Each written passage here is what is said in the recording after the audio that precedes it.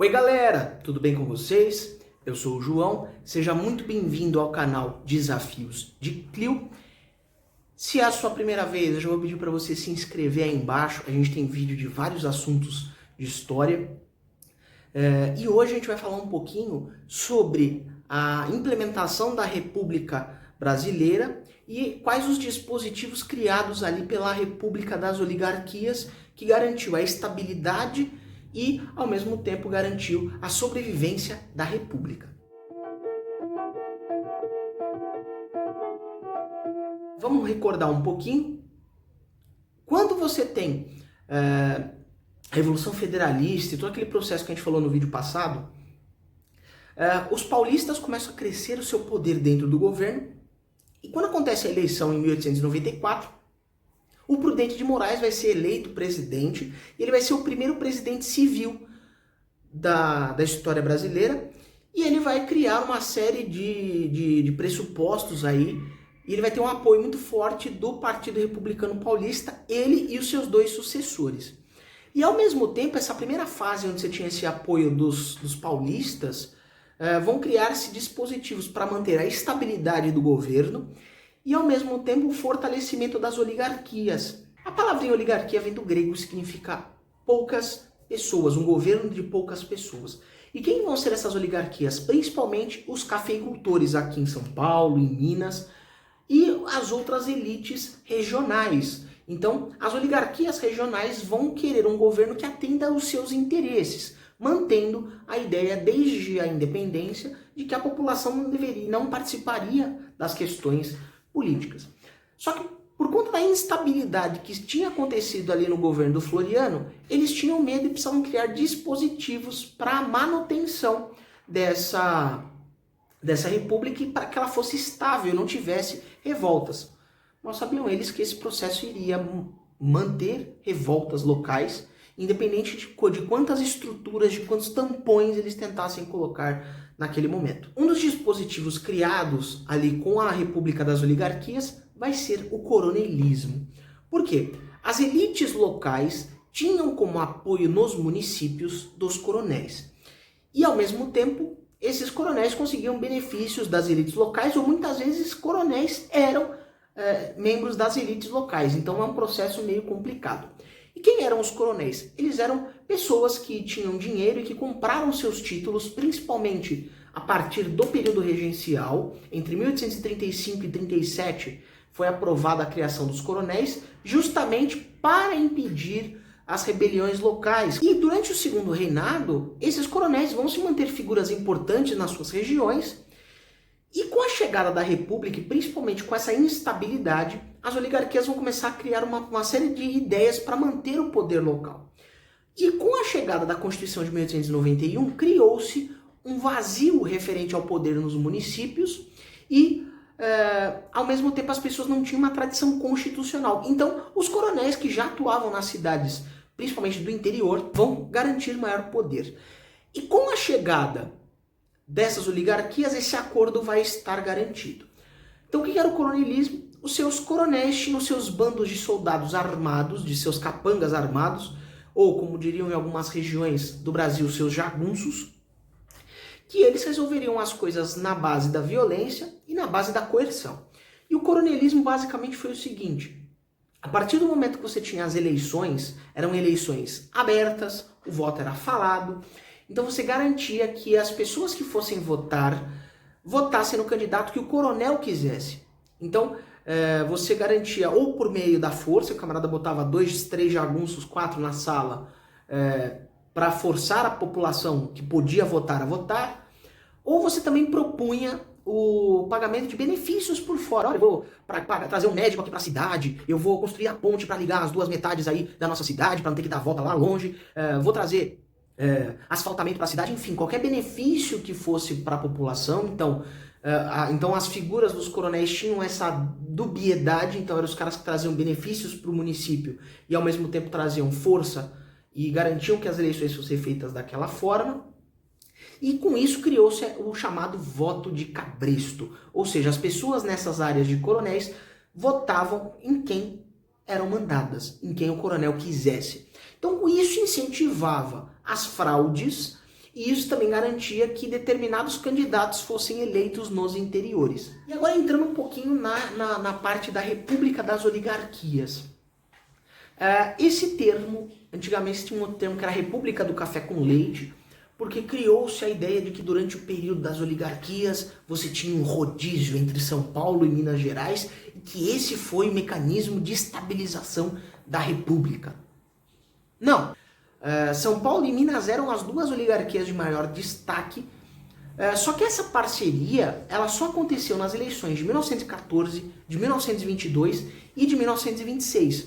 Então, essa política do café com leite, como criou-se e que quis se dizer referente ao período todo, não é válido. Então, os três primeiros presidentes civis, o Prudente de Moraes, o Campos Salles e o Rodrigues Alves, são de São Paulo. Mas depois, num período curto ali de tempo, você tem a substituição por outros presidentes de outros lugares, da Paraíba, do Rio Grande do Sul. Depois vem o Venceslau, em 1914, que era de Minas Gerais. Depois você tem uma série de outros processos aí no meio do caminho. Então, não foi um período uniforme. Você tinha uma participação de todas as elites. Óbvio que São Paulo e Minas estavam sempre se destacando nesse processo em alguns momentos, principalmente São Paulo, mas essa ideia de que foi de 1894 até 1930, só no rodízio, São Paulo, Minas, São Paulo, Minas, São Paulo, Minas, não é válido. Inclusive, um desses momentos vai ser a eleição de 1910, quando o Marechal Hermes da Fonseca, que era um militar lá do Rio Grande do Sul, vai ser eleito presidente da República. E eu disse que teve um afastamento dos militares, mas foi um afastamento no governo, como aconteceu na República da Espada. Então ele era um republicano, apesar dele ser um militar, ele era um presidente eleito e ele manteve as estruturas democráticas como foram previstas. E a política de estabilização vai continuar também aí no segundo governo civil, que será o Campos Salles, que ele vai criar a política dos governadores. O que significa isso? O presidente da República ele poderia apoiar o presidente da província, no caso o governador, e esse apoio era mútuo. Então o presidente apoiava o governador e o governador apoiava o presidente, e ao mesmo tempo, se o presidente precisasse de um sucessor, ele provavelmente pegaria um desses governadores que o apoiou na eleição. Te ajudar, aliás, eu vou te ajudar, entendeu? Eu quero te ajudar, agora você tem que me ajudar a te ajudar. Quem quer rir, tem que fazer rir. Entendeu aí, Pantoja? Entendeu? Tem que fazer rir, pô. E também o legislativo. As pessoas que fossem para ser eleitas para deputados ou senadores deveriam estar ligadas às elites locais. Então você tinha uma amarração muito forte entre o executivo e o legislativo e criou-se uma base parlamentar que garantia a governabilidade, né? Então era uma questão muito mais de apoio político. Isso garantiu a estabilidade. Óbvio que nesse momento você vai ter uma série de movimentos como Canudos, Revolta da Vacina, o início do cangaço, uma série de movimentos que a gente vai trabalhar na sequência que vão extrapolar essa política de estabilização proposta pelos paulistas. Em 1906, os cafeicultores paulistas vão se reunir em Taubaté, no interior de São Paulo, e vão propor o convênio de Taubaté. E chamar o presidente, Rodrigues Alves, para justamente, olha, a ideia é a seguinte, o governo compra aquilo que a gente tem em excesso de café e segura, guarda em estoques do governo, a gente recebe dinheiro para a gente não perder lucro com os nossos produtos, e ao mesmo tempo, quando os preços no mercado estiverem mais vantajosos para o café, vocês revendem e tudo mais. Então, o convênio de Taubaté vai ser um evento muito importante, principalmente porque vão tentar usar esse dispositivo mais tarde, só que não vai dar certo, a gente vai ver isso mais para frente, porque a partir desse momento, o governo, então o Rodrigues Alves aceita esse projeto, compra parte dessa superprodução, e à medida que o mercado precisasse que entrasse mais café, vai garantir. Então, a partir disso, o governo entraria como um regulador, o governo entraria como um agente que organizaria a lei da oferta e da procura e garantiria o pleno acesso aos preços. Só como é que ele ia garantir tudo isso? A partir de empréstimos no exterior. Então o governo compraria esse dinheiro pegando empréstimos lá fora, compraria esses estoques, venderia a longo prazo para diluir essa técnica. E por isso, como é que esse empréstimo ia ser pago? A partir dos impostos que a União recolhesse. Ou seja, os cafeicultores paulistas conseguiam diminuir os seus prejuízos por conta da superprodução e, ao mesmo tempo, o governo federal assumia essa posição, pagava com empréstimos, e quem pagava a conta disso tudo era a população como um todo. E isso vai gerar críticas naquele momento. Então, você vai ter grandes ideias de estabilização, o coronelismo, a política dos governadores, principalmente, vão garantir a estabilidade. E a partir do convênio de Taubaté, vai ter essa estabilidade na questão da economia, porque o café era o grande produto. O café era o big deal da República.